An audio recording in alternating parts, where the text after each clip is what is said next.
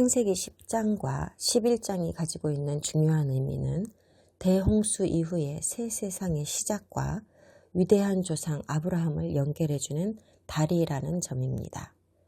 10장, 11장을 요약하면 셈과 아브라함 사이의 계보에 대한 이야기라고 하겠습니다.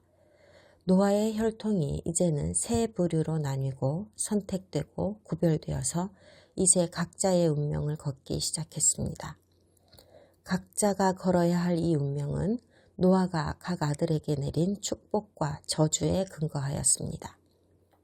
그럼 성경을 펴시고 창세기 10장 6절부터 읽겠습니다. CJB 성경이 있으시면 9페이지입니다.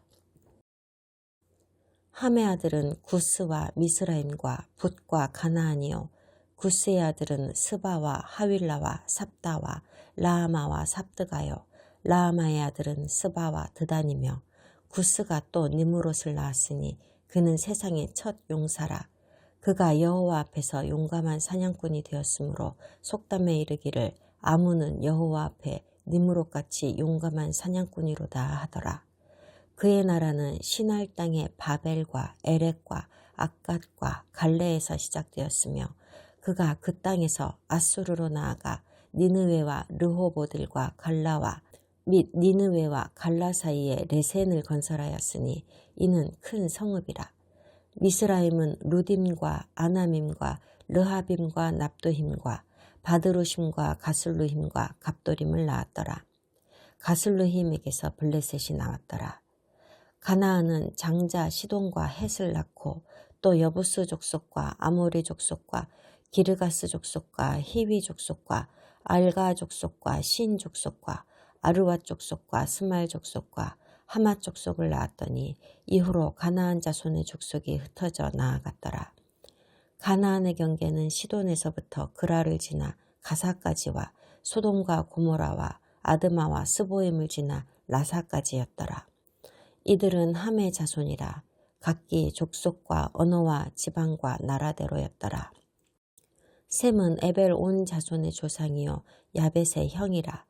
그에게도 자녀가 출생하였으니 셈의 아들은 엘람과 아수르와 아르박삭과 룻과 아람이요 아람의 아들은 우스와 홀과 게들과 마스며 아르박삭은 셀라를 낳고 셀라는 에벨을 낳았으며 에벨은 두 아들을 낳고 하나의 이름을 벨렉이라 하였으니 그때의 세상이 나뉘었으며 벨렉의 아우의 이름은 욕단이며 욕단은 알모닥과 셀렙과 하살마웻과 예라와 하도람과 우살과 디글라와 오발과 아비마엘과 스바와 오빌과 하윌라와 요밥을 낳았으니 이들은 다 욕단의 아들이며 그들이 거주하는 곳은 메사에서부터 스발로 가는 길에 동쪽 산이었더라.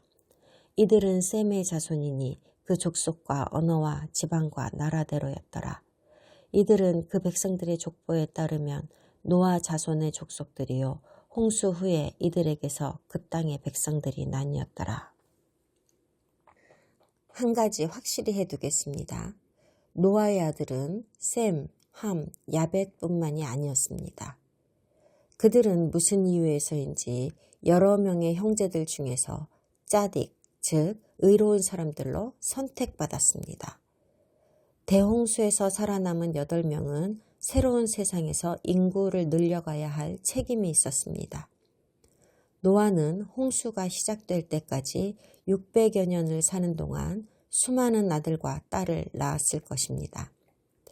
성경은 언제나, 이건 명심해서 들어두어야 할 중요한 원리인데요. 성경은 언제나 반드시 언급해야 하는 목적이 있는 사람의 이름만 언급합니다. 성경에서 모든 세대의 이름을 다 기록하지 않는 것은 그 이름들을 다 기록해야 할 필요가 없기 때문입니다. 그리고 노아는 대홍수 이후에도 아주 많은 자녀를 낳았을 것이라고 저는 믿습니다. 그러나 그중 누구도 기록해야 할 중요한 목적이 없었기에 기록하지 않았을 뿐이고요. 물론 노아의 아들 중 살아남은 사람은 셈, 함, 야벳 이 세 사람뿐이었습니다. 그 나머지 자녀들, 즉 다른 아들들과 딸들, 손자, 손녀들, 증손자, 증손녀들, 몇 대 손의 손자 손녀들은 모두 하나님 보시기에 악한 존재였고 모두 홍수에 떠내려갔습니다. 6절에서 함의 계보를 말합니다. 저주받은 가문이죠. 매우 조심스럽게 말씀드립니다. 저주받은 것은 가나안이라고 쓰여 있기는 했었지만 고대 랍비들은 그 구절이 어딘가에서 착오가 있었던 것이라고 해석하였습니다. 분명 가나안에게 저주를 하셨지만 실제로는 가나안뿐만이 아니라 함의 모든 혈통이 고통받고 있기 때문입니다. 함의 자녀들 이름을 매우 주의해서 보아두시기 바랍니다. 왜냐하면 이 이름들은 성경에서 아주 중요한 역할을 하기 때문입니다. 구스는 현재의 이디오피아를 세운 자입니다. 미스라임은 이집트를, 붓은 리비아를, 그리고 가나안은 가나안 땅을 지배했습니다. 결국 여호수아에게 지배당했고 후에 이스라엘의 것이 되었습니다.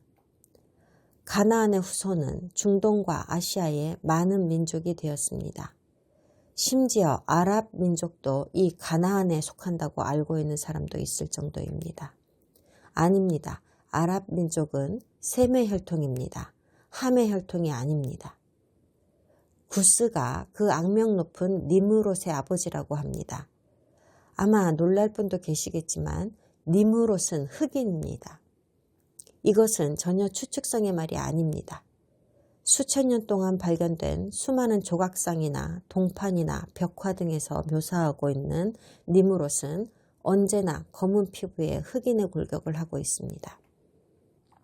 그리고 니므롯이 흑인이라고 해야 논리적으로도 말이 되는데 왜냐하면 성경에서 구스족이라고 하면 구스의 후손들을 일컫는 것이고 이들은 지금의 이디오피아인을 말하는 거거든요.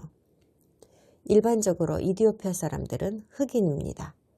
그리고 유대 전승에 의하면 함은 피부가 검은 흑인이었다고 합니다. 그리고 한 가지 오해하지 말아주실 것은 고대 사람들에게 인종에 대한 개념은 지금과는 사뭇 다른 것이었습니다. 현대사회에서 인종이라는 것은 매우 민감한 문제입니다. 왜냐하면 오랫동안 노예제도가 이어졌기 때문인데요. 그래서 인종이라 하면 벌써 피부색을 떠올리기 마련입니다. 서양인들은 오랫동안 아무것도 아닌 피부색 하나로 인종차별을 해옴으로써 하나님 앞에 큰 죄를 지었습니다. 성경은 피부색에 대해 아무런 차별을 두지 않습니다. 피부색 때문에 생기는 인종차별과 관련된 일화는 성경에 전혀 나오지 않습니다. 국적과 종족에 관한 것만 문제 삼을 뿐입니다. 어떤 나라를 이루는 부족이 다른 어떤 부족과 적대관계에 있었고 어쩌고 저쩌고 하는 이야기의 투성이거든요. 피부색과 골격 등은 별로 중요하지 않은 사항입니다. 니므롯의 이름만 얘기할 게 아니니까 빨리 진행하겠습니다. 다음 장으로 넘어가서 니므롯 얘기는 계속하도록 하겠습니다. 지금은 이 얘기만으로 충분할 것 같아요. 아시리아에서 아주 많은 니므롯에 관한 벽화들이 발견됐는데 그 벽화들은 창세기 10장 9절에 특이한 사냥꾼이라는 말을 증명하는 것들이었습니다. 그런데 놀라운 것은요. 아시리아 벽화에 그려져 있는 그림을 보면 니므롯이 사슴이나 새나 토끼나 이런 야생동물이나 잡는 사냥꾼이 아니었음을 보여줍니다. 그는 사람 사냥꾼이었습니다. 그는 전사였습니다. 흉포한 전사였고 처음으로 제국을 건설하였으며 또한 그는 독재자였습니다. 이게 무슨 뜻인지 생각해 보세요. 니므롯은 처음으로 무기를 사용한 대량 학살을 계획하고 작전을 세우고 사람들을 죽인 자입니다.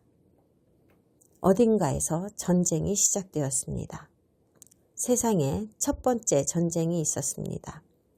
성경 기록에 따르면 인류 역사에서 전쟁이 시작된 그 어딘가 혹은 그 누군가는 바로 니므롯입니다.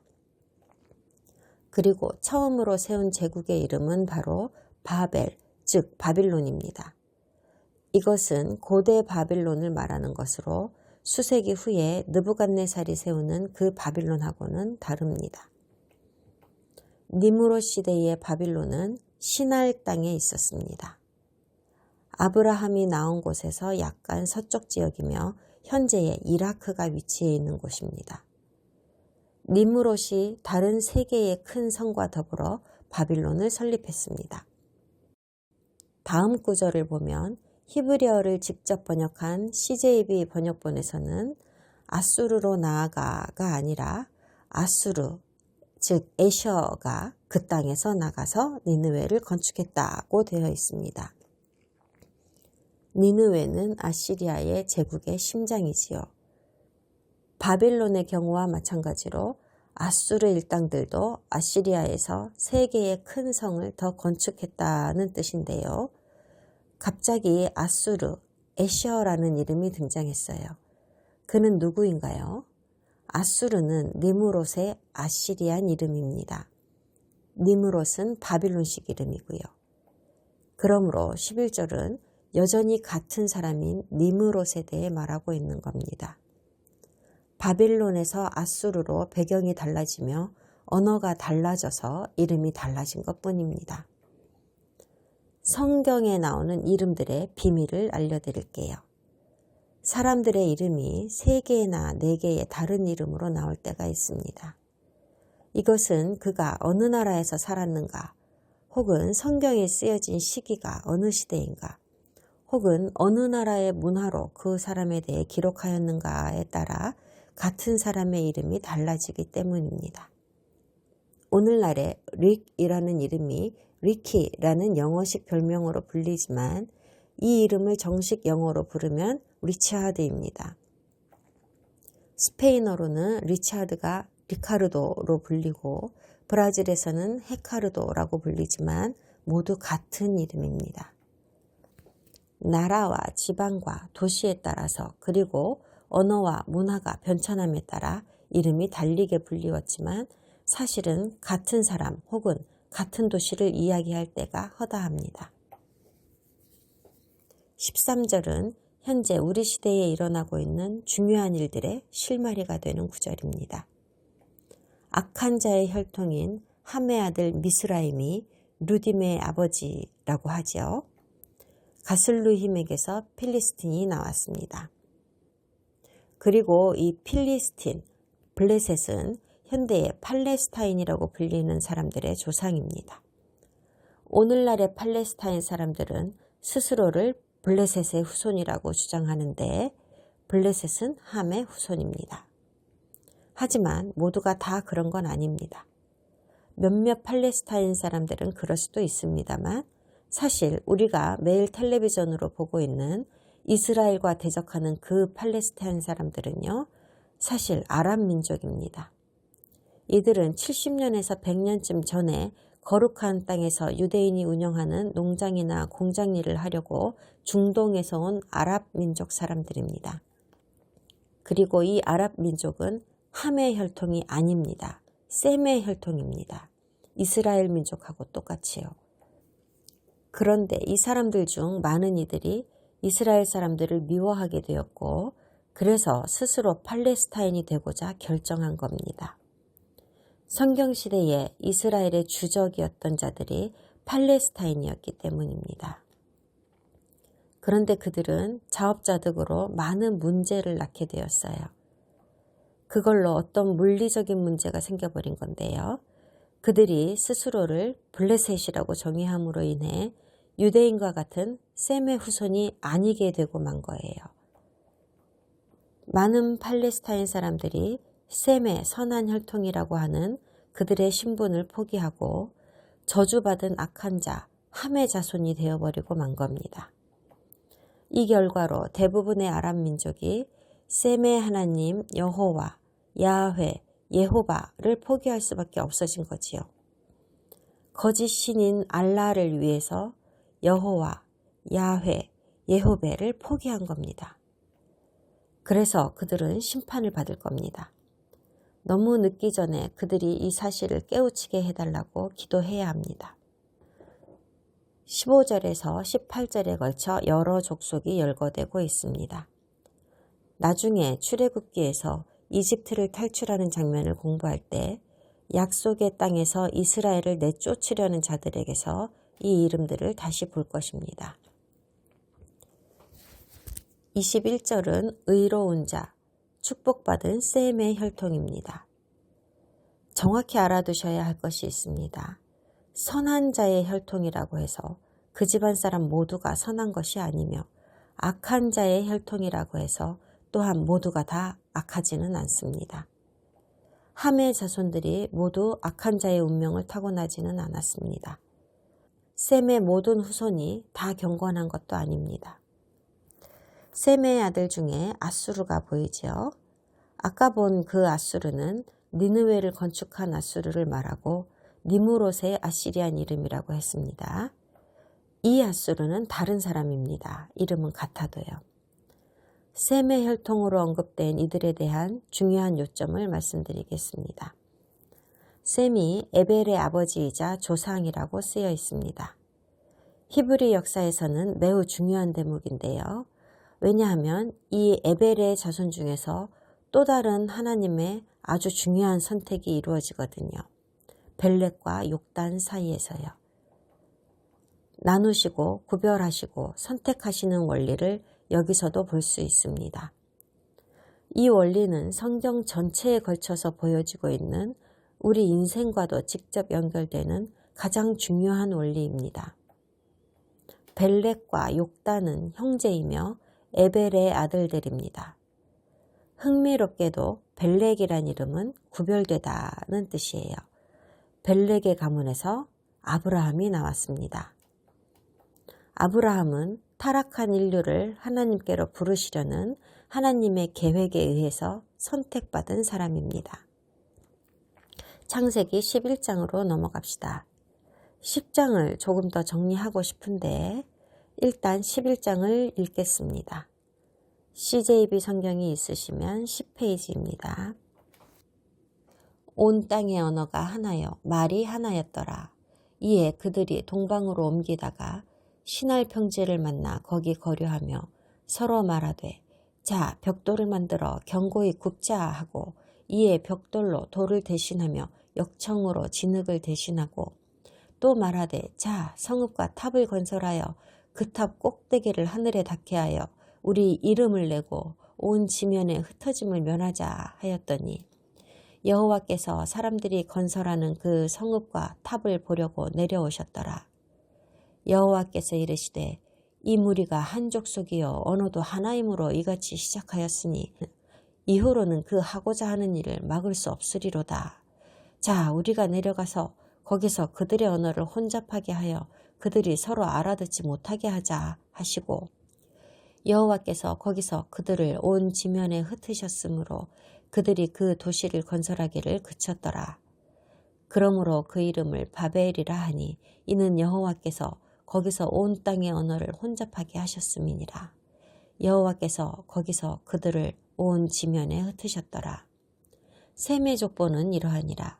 셈은 100세 곧 홍수 후 2년에 아르박삿을 낳았고 아르박삿을 낳은 후에 500년을 지내며 자녀를 낳았으며 아르박삿은 35세에 셀라를 낳았고 셀라를 낳은 후에 403년을 지내며 자녀를 낳았으며 셀라는 30세에 에벨을 낳았고 에벨을 낳은 후에 403년을 지내며 자녀를 낳았으며 에벨은 34세에 벨렉을 낳았고 벨렉을 낳은 후에 430년을 지내며 자녀를 낳았으며 벨렉은 30세에 르우를 낳았고 르우를 낳은 후에 209년을 지내며 자녀를 낳았으며 르우는 32세에 스룩을 낳았고 스룩을 낳은 후에 207년을 지내며 자녀를 낳았으며 스룩은 30세에 나홀을 낳았고 나홀을 낳은 후에 200년을 지내며 자녀를 낳았으며 나홀은 29세에 데라를 낳았고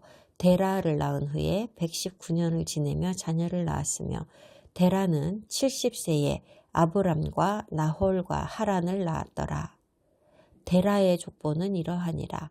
데라는 아브람과 나홀과 하란을 낳고 하란은 롯을 낳았으며 하란은 그 아비 데라보다 먼저 고향 갈대아인의 우르에서 죽었더라. 아브람과 나홀이 장가들었으니 아브람의 아내의 이름은 사레며 나홀의 아내의 이름은 밀가니 하란의 딸이요 하란은 밀가의 아버지이며 또 이스가의 아버지더라. 사레는 임신하지 못함으로 자식이 없었더라. 데라가 그 아들 아브람과 하란의 아들인 그의 손자 롯과 그의 며느리 아브람의 아내 사레를 데리고 갈대아인의 우르를 떠나 가나안 땅으로 가고자 하더니 하란에 이르러 거기 거류하였으며 데라는 나이가 205세가 되어 하란에서 죽었더라. 10장은 지구상의 인류가 어떻게 퍼지게 되었는가를 자세하게 설명하는 장이었고요. 11장은 니므롯 시대로 거슬러 올라가서 어떻게 해서 이 땅 곳곳으로 사람들이 그렇게 빨리 퍼지게 되었는지를 설명하는 장입니다. 니므롯 시대에는 이 땅의 모든 사람들의 언어가 하나였다고 합니다. 사람들이 어느 정도 거리를 두고 살고 있기는 했지만 교외로 흩어져 사는 것 같은 정도의 거리이며 그렇게 멀리 떨어져 있지 않았기 때문에 언어도 비슷했을 겁니다. 그들이 어느 방향으로 확장하는지 보세요. 동쪽입니다. 우리가 배운 동쪽이 또 나왔습니다. 매우 중요한 단어입니다. 여기서도 그 의미가 매우 큽니다. 개역개정과는 달리 CJB나 킹제임스는 대다수의 노아의 후손들이 동쪽으로부터 와서 이동하는 와중에 신할 땅을 만났다고 합니다. 동쪽을 향해서 가고 있던 게 아니라요. 약간 헷갈릴 수 있는데요. 신할 땅은 그들이 나온 곳에서부터 동남쪽에 위치하는 곳입니다. 신할은 현재의 이라크이고 페르시아만 근처로 그 당시에는 바스라라는 수도에 의해서 통치되던 곳입니다. 신할과 수메르는 같은 지역을 다른 언어로 일컫는 말입니다. 동쪽에서부터 왔다는 것은 하나님이 그들을 놓아두신 곳이 동쪽이었는데 거기서부터 나와서 하나님을 떠나가고 있었다는 의미입니다. 그들이 이동하면서 어떤 악한 짓을 했든 하나님께서 그들에게 생육하고 번성하라고 하신 명령은 성취되고 있었습니다. 성경적 정의에 의하면 동쪽에서부터 이동한다는 것은 그들이 하나님으로부터 독립해서 스스로 살아갈 작정을 했다는 것을 의미합니다. 우리가 어느 정도의 나이가 되면 부모의 지휘권을 벗어나 독립하는 것과 비슷한 상황이 된 것입니다. 니므롯이 바빌론을 설립할 때에 맨 땅에다가 이정표 하나 만들어 꽂아놓고서는 여기다 만들까 했을까요? 아니요, 아닐 겁니다. 그는 오랫동안 여러 과정을 거쳐 이미 잘 만들어져 있던 도시를 장악하고 그 통치권을 빼앗았을 겁니다. 이 당시에 이미 바빌론은 커다란 도시가 되어 있었는데 이 도시 안에는 여러 개의 작은 성들이 있었으며 작은 것은 몇 마일 정도의 규모이고 제일 큰 것은 그것의 5배가 되는 도시였습니다. 그리고 그 안에는 탑이 있었어요. 바벨탑이요. 이 탑은 사실 사원을 말하는 것이고 피라미드처럼 생긴 것이었습니다. 현대의 이란과 이라크 땅에서 여러 개의 고대 사원들이 발견되었는데 그 중에 하나였습니다. 그리고 이 특정 사원인 바벨탑은 2가지 목적으로 만들어졌는데요. 첫 번째 목적은 하늘에 닿게 하여 그들의 이름을 내자는 것이었고요. 두 번째 목적은 그리하여 우리가 흩어지지 않게 하자, 즉 엄청난 규모의 반역을 도모하기 위함이었습니다. 우리가 몇 주 전에 셈은 이름을 의미한다고 배웠는데요.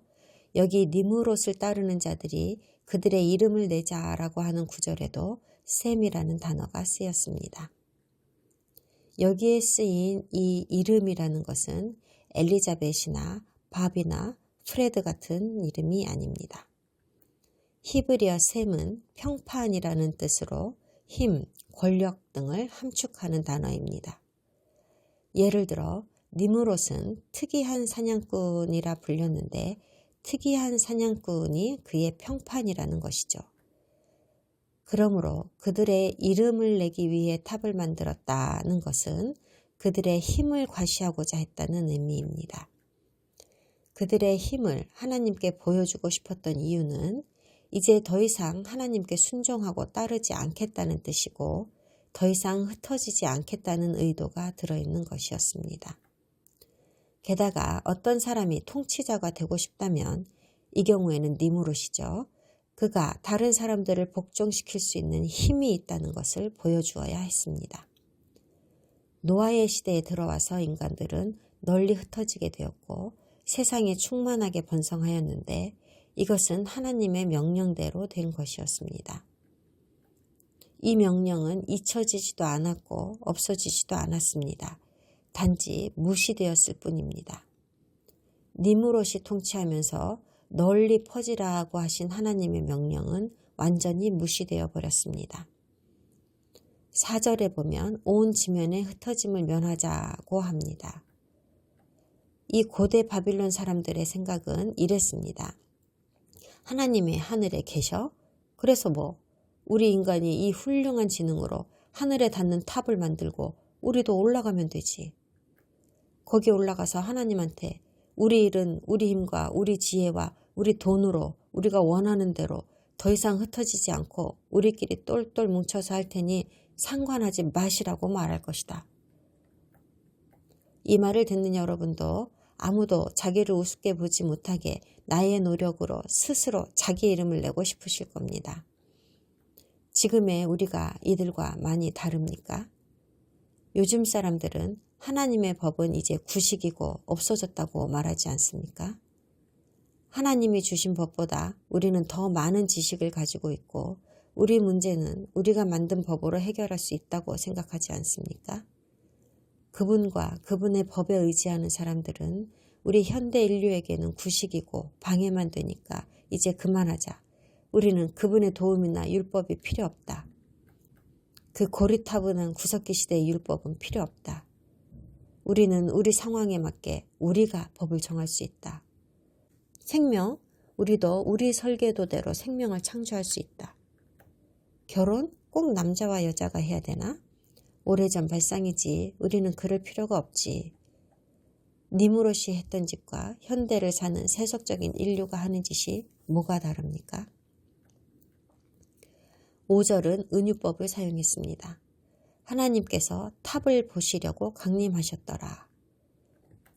하나님께서 도대체 무슨 일을 벌이고 있는지를 알아내시려고 직접 움직이실 필요가 있으실까요? 하나님은 멋지게도 단 한 방으로 이 반역에 쐐기를 꽂으셨습니다.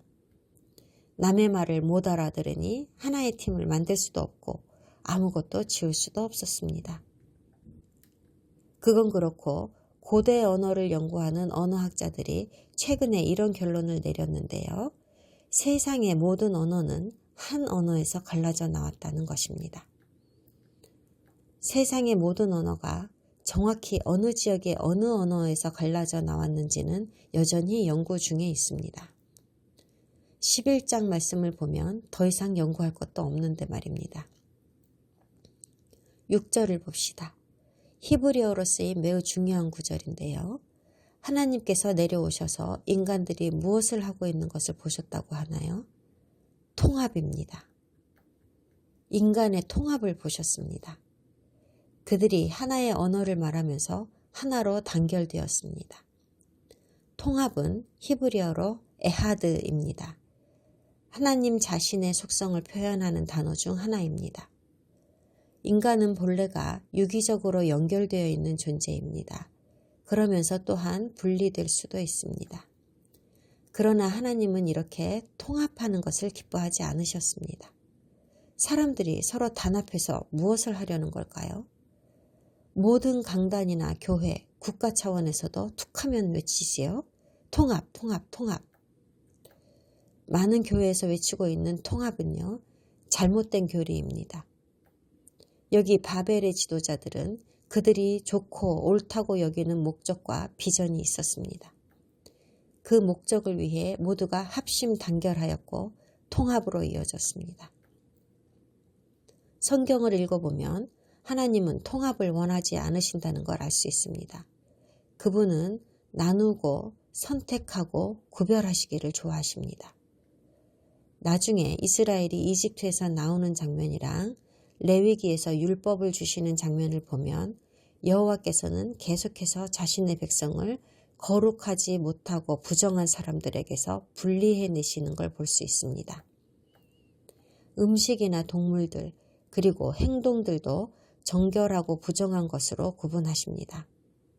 하나님은 그런 분이시기 때문에 니므롯과 그의 추종자들을 분산하셨습니다. 통합 자체는 나쁜 것이 아닙니다. 다만 무엇을 누구와 통합하느냐가 관건입니다. 현명한 의견 일치와 양보와 타협이 인간들이 생각하는 통합입니다.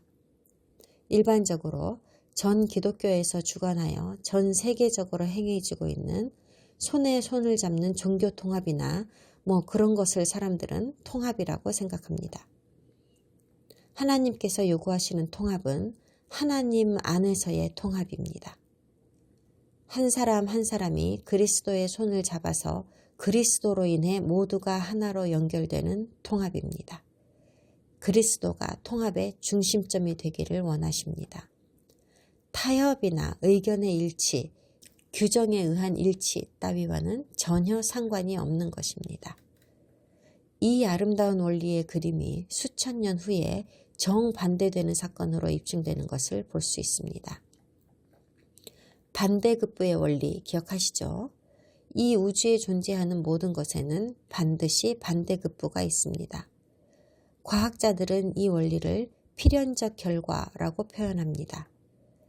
여기 바벨탑 이야기에서 하나님은 인간들이 시도한 통합을 어떻게 나누시고 흩으시는지를 보여주십니다. 그리고 이 경우에 흩으시기 위한 매개체로 사용된 것은 언어입니다. 사도행전에서 오순절에 하나님께서 그분의 방법으로 인간을 통합하시는 장면이 나옵니다. 반대급부의 원리가 적용되었습니다. 2000년 전에 그분께서 나누고 흩으시기 위한 매개체로 사용하셨던 바로 그 언어로 이번에는 다시 인류를 통합하시는 장면이 나옵니다. 사도행전 2장이고요. CJB 성경이 있으시면 1361페이지입니다. 오순절날이 이미 이름에 그들이 다 같이 한 곳에 모였더니 호련히 하늘로부터 급하고 강한 바람소리가 있어 그들이 앉은 온 집에 가득하며 마치 불의 혀처럼 갈라지는 것들이 그들에게 보여 각 사람 위에 하나씩 임하여 있더니 그들이 다 성령의 충만함을 받고 성령이 말하게 하심을 따라 다른 언어들로 말하기를 시작하니라. 그때에 경건한 유대인들이 천하 각국으로부터 와서 예루살렘에 머물러 있더니 이 소리가 나매 큰 무리가 모여 각각 자기의 방언으로 제자들이 말하는 것을 듣고 소동하여 다 놀라 신기하게 여겨 이르되 보라 이 말하는 사람들이 다 갈릴리 사람이 아니냐.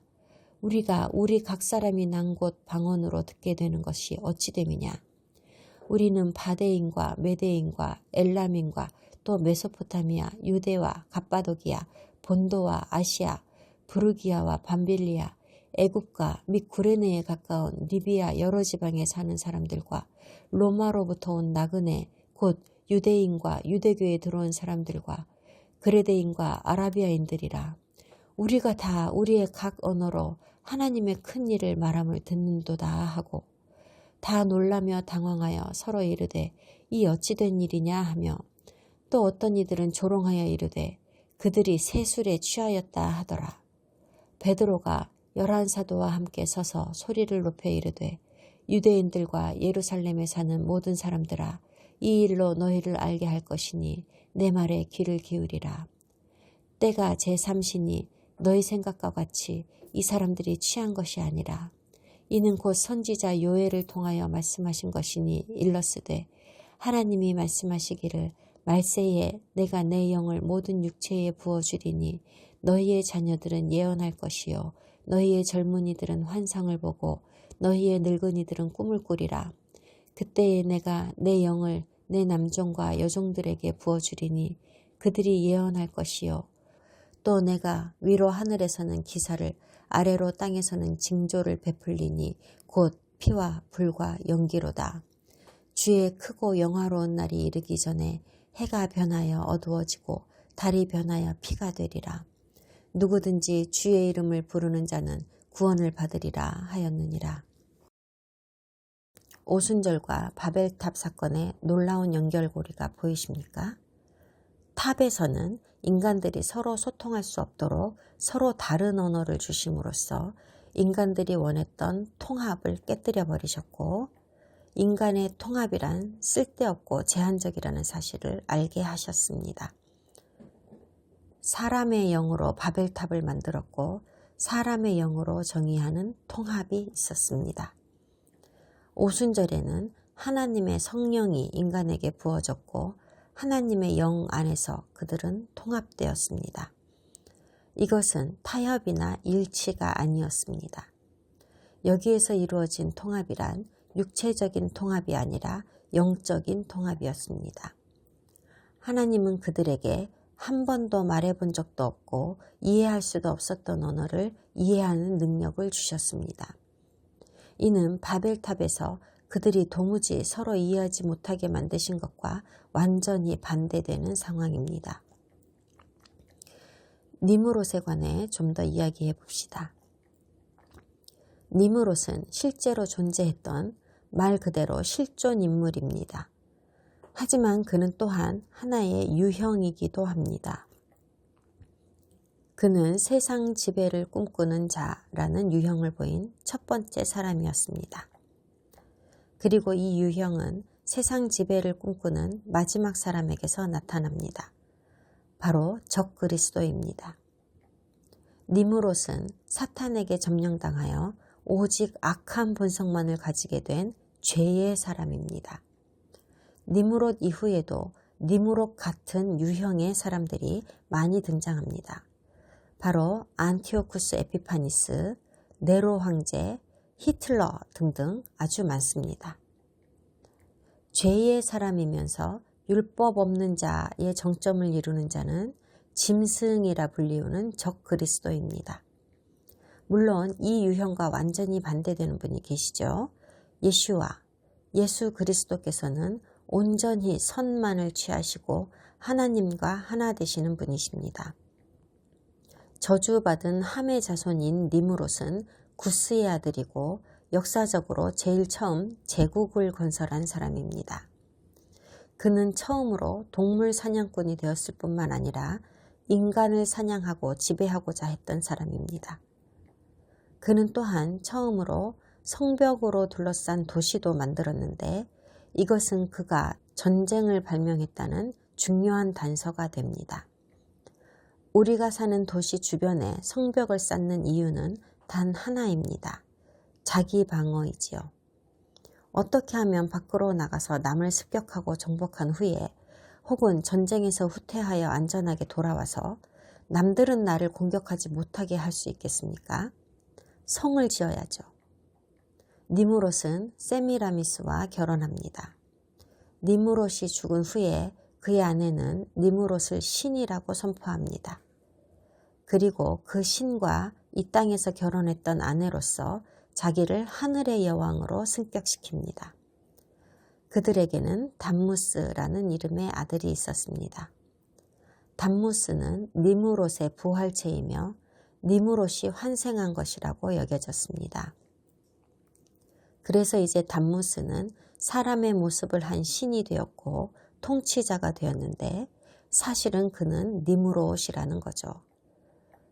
이러한 개념은 아버지 하나님, 하늘의 여왕인 어머니, 그리고 환생 부활한 아들이라는 요소로 자리 잡고 이 세상의 모든 거짓 종교의 기본 개념이 되었습니다. 그런 종교들을 하나님께서는 미스터리 바빌론 종교라고 칭하십니다. 니므롯과 세미라미스가 이제는 신과 여신이 되었고 그들의 이름은 언어와 문화에 따라 여러 가지로 불리우게 되었습니다. 세미라미스는 모든 어머니들의 어머니로 풍요의 여신입니다. 이집트에서는 아이시스라 불리웁니다. 인도에서는 인타라니, 아시아에서는 시블, 특히 거룩한 땅에서는 그녀를 아스다롯이라 부르게 됩니다. 그녀의 가장 오래된 이름은 아스타르테입니다. 니므롯이 가진 신적 이미지는 성경의 바알이라는 신으로 진화하였습니다. 나중에 니므롯은 마둑으로 알려지고 그 후에는 몰렉이 되었습니다. 우리 성경에서 처음부터 끝까지 가증하다고 말씀하시는 모든 거짓 종교들이 니므롯이 만든 이 미스터리 바빌론에서 유래한 것들임을 아시라고 이 이야기를 해드렸습니다. 노아가 함에게 한 예언적인 저주가 이렇게 발현된 것이었습니다. 이로 미루어 보아 적 그리스도는 함의 혈통에서 나올 것이라고 저는 생각합니다. 니므롯이 세운 도시 바벨이라는 이름은 고대에는 지금 우리가 생각하는 그런 의미가 아니었습니다. 바벨의 끝에 붙은 엘을 보세요. 엘은 하나님을 뜻하는 말이죠. 신 중에서 가장 높은 신을 의미합니다. 원래 바벨은 하나님의 도성이라는 뜻이었습니다. 그런데 그 뜻이 변화한 겁니다. 그런 사건이 있었던 것을 대변하기 위하여 혼란이라는 뜻으로 쓰이게 된 것이지요. 결국 언어가 혼잡하게 된 결과로 바빌론은 그 성장을 멈추었습니다. 사람들은 다 빠져나갔고 더 먼 곳으로 사람들이 계속 퍼져나가서 인류를 늘리기 시작했습니다. 정말 신기하지 않습니까? 이 당시에는 하나님께서 언어를 혼잡하게 하셔서 인간들을 심판하시고 그들을 다 흩으셨는데 수천 년 후의 오순절에는 그분의 성령을 부어주셔서 그분의 진리를 모든 언어로 누구든지 알 수 있게 하시잖아요. 또 더 놀라운 것은 미래의 또 다른 어느 날에 하나님께서 이 세상 모든 나라들로 흩어져 있는 그분의 백성들을 다시 하나 된 영으로 모두 불러 모으실 거라는 사실입니다. 그리고 그날에 현재와 미래의 왕이신 예슈와 하마시아크, 예수 그리스도께서 왕이 되십니다. 우리는 이것을 하나 된 하나님의 나라, 천년왕국이라고 부릅니다. 하지만 사탄이 계획하는 모든 것이 그렇듯이 그도 재빨리 이 설정의 흉내를 낼 것입니다. 그가 만들어낸 전세계 통합정부라는 모습으로요. 우리 세대는 니므롯의 부활체로 그가 하려던 짓을 재현하고 있습니다. 온 세계의 사람들을 한 통치자 아래에서 하나의 법 안에서 하나로 결속시키려는 움직임이 있습니다. 많은 교회들이 관용과 세계의 조화를 설교하고 어떤 대가를 치르더라도 평화를 지켜야 한다고 주장하고 토라는 끝이 났다고 하며 우리 마음에 옳은 대로 행동하고 있습니다. 10절에서 셈과 아브라함의 연결이 다시 언급됩니다. 아브라함과 그의 가족들에 대한 계보가 나옵니다. 아브라함의 아버지가 데라라고 합니다. 아브라함에게는 적어도 두 형제가 있었는데 하나는 나홀이고 하나는 하란이라고 하죠. 하란에게는 롯이라고 하는 아들이 있었는데 하란이 일찍 죽습니다. 아브라함은 사레라는 여인과 결혼을 하는데 이 여인은 아버지의 다른 아내에게서 났으므로 아브라함에게는 이복 동생이 됩니다. 그리고 무슨 이유인지 사레는 아기를 갖지 못합니다. 31절을 그냥 흘려보내서는 안 됩니다. 가나안으로 가족을 데리고 떠난 것은 아브라함이 아니고 데라라고 말씀하십니다. 데라가 그 결정을 했을 때 그와 그 가족들은 갈대아의 우르라는 도시에 살고 있었습니다. 갈대아는 그 지역의 고대 문화를 말하는 것이고 수메르는 지역 이름입니다. 우르가 수메르의 수도입니다. 매우 가증한 곳으로 사실 달의 신인 훌키를 숭배하는 이교 신앙 문화의 중심지였습니다. 현재의 알라신입니다. 흥미롭게도 무슨 이유에서인지 데라는 우르를 떠나는데 남쪽 방향인 가나안으로 가지 않고 오히려 북쪽인 메소포타미아로 갔습니다. 어떤 마을에 도착한 후에 그들은 가나안으로 계속 가지 않고 그곳에 정착하기로 결정합니다. 그 이유는 언급되지 않았습니다. 하지만 아브라함의 아버지 데라가 하란에서 죽습니다. 그리고 나중에 그의 이름을 따서 그 도시의 이름이 정해졌습니다. 이 당시에 아직 아브라함은 아브라함이라 불리지 않았습니다. 그는 아브람이라고 불리웠고 히브리어 아브람은 높임받는 아버지란 뜻입니다. 몇 년이 지나서 하나님은 아브람에게 아브라함이라는 이름을 주시는데 그 의미는 많은 자의 아버지란 뜻입니다. 아브라함의 이야기를 다음 주에 계속하겠습니다.